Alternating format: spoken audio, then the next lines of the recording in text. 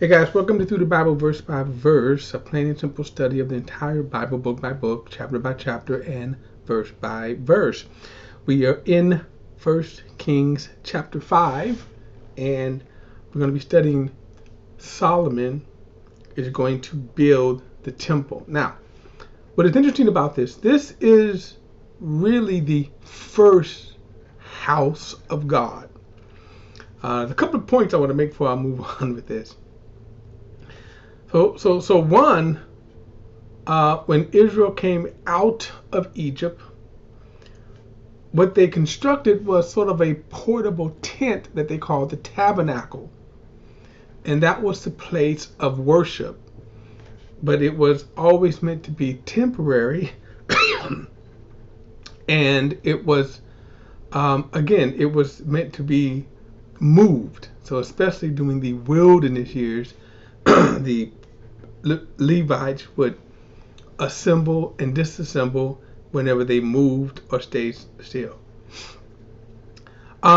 Today, and I'll just say this, what is typically called the house of God is really in error, because the house of God today is the body of Christ. So not a physical building. So oftentimes people say, I'm going to church, and they say it, and they refer to a building as the house of God. That is actually in error. Okay? Because the true temple, the true house, is Jesus' body, which is believers. Okay? So the church building is just where the true house assembles. Now, in this case, Solomon is building an actual temple where the presence of God resided. This is where they would make atonements. This is where they would worship. Okay?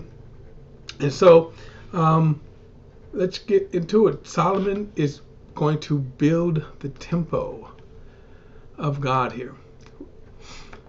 So, verse 1 says, Hiram, king of Tyre, sent his servant to Solomon when he had heard that he had been anointed king in his father's place, for Hiram had always been friends with David.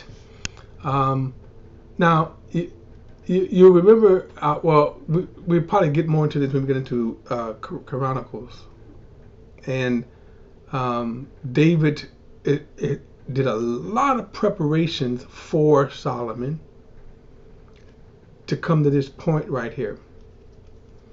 Verse 2, Solomon sent this message to Hiram. You know, my father David was not able to build a temple for the name of Yahweh his God. This was because of the warfare all around him until the Lord put his enemies under his feet. The Lord, my God, has now given me rest all around. There is no enemy or crisis, so I plan to build a temple for the name of Yahweh my God, according to what the Lord promised my father David. I will put your son on your throne in your place, and he will build the temple for my name. And then he says, therefore command that the cedars from Lebanon be cut down for me, and my servants will be with your servants, and I will pay your servants wages according to whatever you say, for you know that not a man among us knows how to cut timber like the Syrians. Okay, now let me read. I'll read verse 7. Well, let me say this. We're going to see later that, yeah, Solomon is shrewd here. He's making this deal with Hiram to build and cut the timber. Let's go on and read verse 7. When Hiram heard Solomon's words, he greatly rejoiced and said, may the Lord be praised today. He has given David a wise son to be over his great people. Now, I'll say this about this statement here. This is one of the examples. There are a few examples. This is one of the examples where you have a king and a nation that God blessed because they recognized the blessing on Israel. They didn't seek to overthrow it. They didn't seek to destroy it. But they recognized God's hand on Israel here. Verse 8. Then Hiram sent a reply to Solomon saying, I've heard your message and I will do everything you want regarding the cedar and cypress timbers. My servants will bring the logs down from Lebanon to the sea, and I will make them into rafts to go by the sea into the place you indicate. I will break them apart there, and you can take them away. You then can meet my needs by providing my household with food. It's this is really kind of a low wage here, that he's not really charging Solomon a lot of money, right, or a lot of gold or something like that. Verse 10, so Hiram provided Solomon with all the cedar and cypress timbers he wanted. Solomon provided Hiram with 100,000 bushels of wheat as for food for his household, and 110,000 gallons of oil from crushed olives. Solomon did this for Hiram year after year. And the Lord gave Solomon wisdom as he had promised him. And there was peace between Hiram and Solomon, and the two of them made a treaty. And so one of the things that I said before, that David was a little skeptical. Well, he didn't have a lot of, he thought Solomon was a little on the weak side. Actually, Solomon proved to be, of course, even before God gave him this wisdom, Solomon kind of proved David wrong. And he probably was he wasn't a man's man. David was a man's man. Man of the wilderness, he was a man of war. Solomon probably was more, inside, stayed in the house, stayed under his mama, That in itself wasn't a bad thing, but like I say, David kind of thought he was inexperienced. That's the word he used, verse 13. Then King Solomon drafted forced laborers from all of Israel. And the labor force numbered 30,000 men. He sent 10,000 to Lebanon each month in shifts. 1 month they were in Lebanon, 2 months they were at home. Adoram was in charge of the forced labor. Solomon had 70,000 porters and 80,000 stone cutters in the mountains, not including his 3,300 deputies in charge of the work. They ruled over the people doing the work.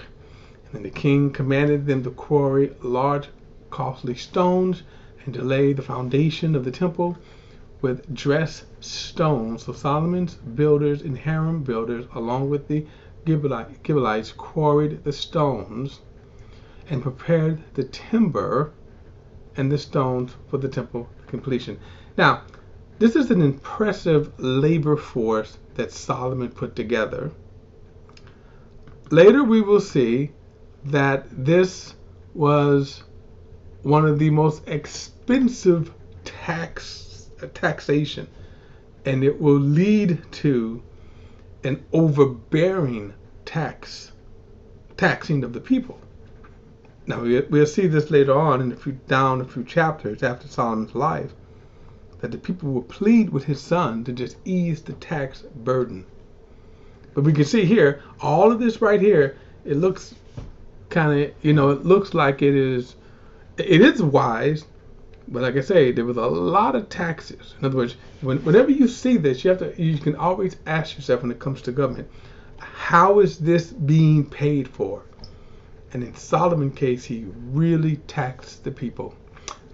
All right, chapter 6, verse 1. Solomon began to build the temple for the Lord in the 480th year after the Israelites came out of the land of Egypt, and in the 4th year of his reign over Israel, in the 2nd month, in the month of Ziv.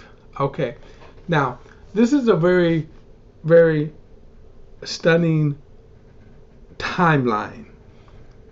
Notice he said 480th year. So if you go back 480 years, right?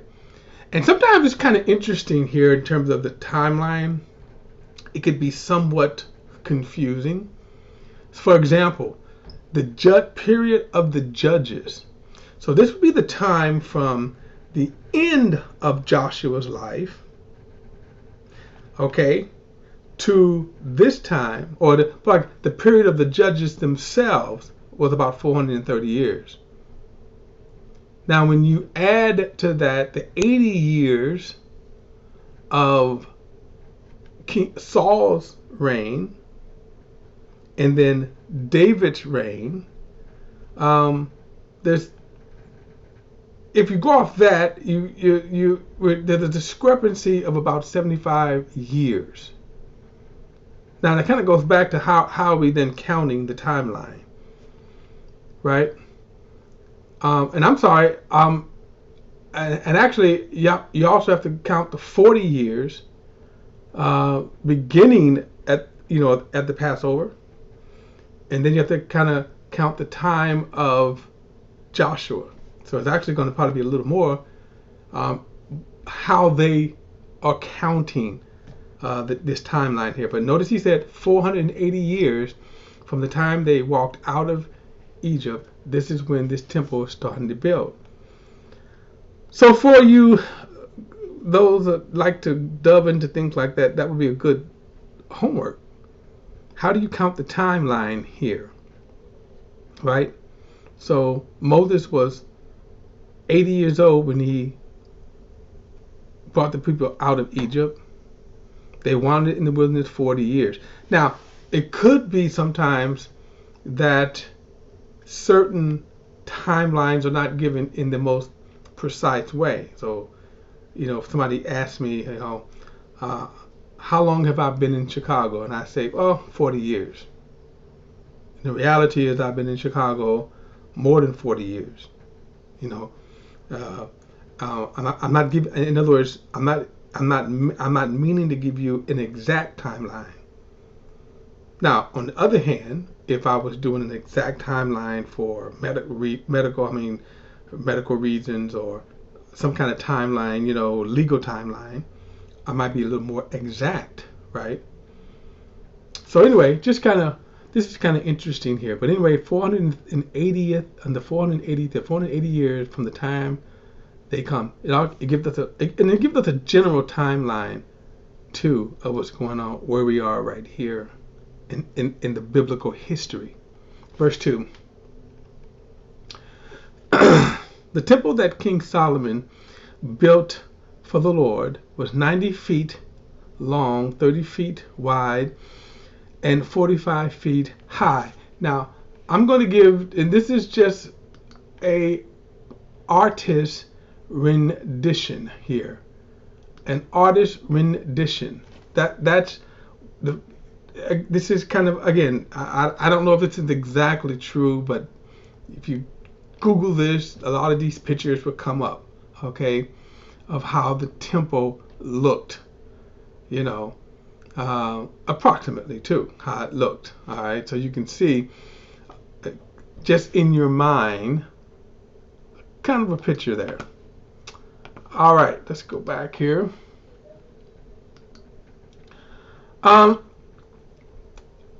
So again, it was 90 feet long, kind of saw that, 30 feet wide, 45 feet high. The portico in front of the temple sanctuary was 30 feet long, extending across the temple's width and 15 feet deep. In front of the temple, he also made windows with beveled frames for the temple. He then built a chamber structure along with the temple wall, encircling the walls of the temple, that is the sanctuary and the inner sanctuary. He made the sides chambers all around. Now, of course, I'm going to read through this fast right here. That's why I gave you that picture, and you could just, again, I'll go, probably when I come out of here, you can refer to the picture. But I'm just going to read through this tedious description of the building and construction of the temple.